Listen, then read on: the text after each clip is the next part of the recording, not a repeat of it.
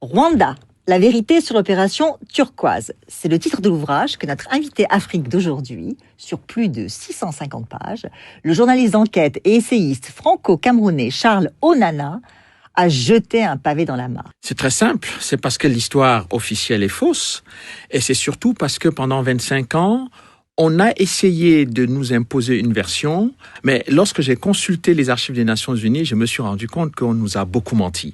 Et donc, quand même important, c'est que lorsque le président Kagame a quand même déposé une plainte devant la 17e chambre contre moi, il n'y avait pas que le président rwandais, il y avait l'État rwandais. Donc, j'ai eu 2 grandes plaintes qui ont été retirées 48 heures avant le début du procès.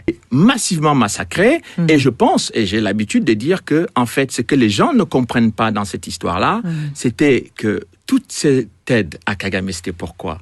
C'était pour obtenir les mines de coltan et des diamants à l'est du Congo. Parce que les gens ne comprennent pas, et bon, on reste sur le massacre, etc., mais on a laissé tout ça se faire parce que ceux qui voulaient mettre Kagame au pouvoir devaient être récompensés par les mines de coltan et des diamants en République démocratique du Congo. C'est pour ça que la République démocratique du Congo aujourd'hui vit une situation terrible, c'est-à-dire qu'on a dépassé le nombre de morts qu'il y a eu dans la tragédie rwandaise. C'est-à-dire on a dépassé l'ensemble de la population rwandaise de 1994, c'est-à-dire près de 6 millions de personnes. On est à près de 10 millions de morts au Congo et personne ne veut en parler parce que parler de ces morts-là signifie interroger le rôle et l'action de Kagame et du Rwanda sur le territoire congolais. Son premier ministre, Edouard Balladur, quand il a dit non, il faut qu'on fasse l'opération Turquoise au Zaïre, c'est-à-dire le déploiement de l'opération Turquoise, c'était à Goma.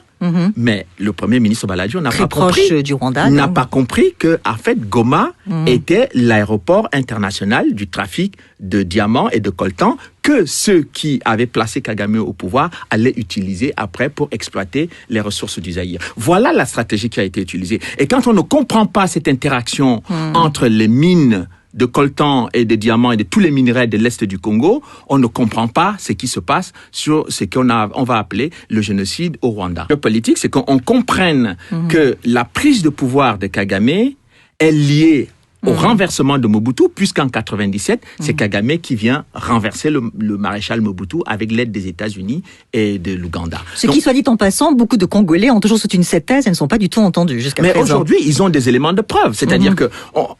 je vais encore beaucoup plus loin que ça. C'est-à-dire que ce que j'appelle l'invasion masquée du Zaïre en 94, quand j'ai analysé la stratégie militaire d'occupation territoriale du Rwanda, je me suis rendu compte que Paul Kagame a fermé la frontière avec la Tanzanie, a fermé la frontière avec le Burundi, et toutes les populations étaient dirigées vers l'est du Congo, parce que il y avait en prévision d'envahir le Congo. Mais on ne pouvait pas envahir le Congo comme ça, brutalement, militairement. Il fallait qu'on trouve un prétexte. Et le prétexte, c'était lequel? Qu'il y a des génocidaires qui sont réfugiés à l'est du Congo. Tout à fait. Et depuis plusieurs années, les génocidaires se trouvent autour des mines de diamants et de coltan de la République démocratique du Congo, dans lequel on trouve de nombreux rapports des Nations Unies qui démontrent que le Rwanda pille les richesses du Congo et vend le coltan à Kigali. D'accord. Alors quand même, le Rwanda est présenté comme un modèle pour l'Afrique. Il en est un sur le plan économique. Non, mais ça, c'est de la propagande d'ailleurs. Ce qui serait intéressant, c'est qu'on sache d'où...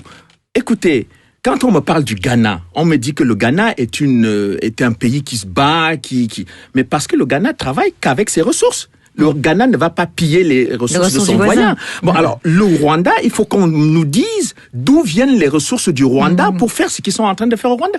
Je pense que ce soit les Occidentaux ou les Africains qui prennent le Rwanda comme modèle, il faut qu'ils demandent clairement d'où viennent les ressources du Rwanda pour construire ce pays. Si on viole les femmes à l'est de la République démocratique du Congo et qu'on se tait, si on massacre les populations civiles, si on utilise les enfants dans les mines de diamants et de coltan, si chaque jour les populations congolaises sont en instabilité permanente jusqu'à la tête du pays, parce que le Rwanda mène des incursions qui sont aujourd'hui démontrées par la MONUC, je pense que ce n'est pas très sérieux, ce n'est pas très correct.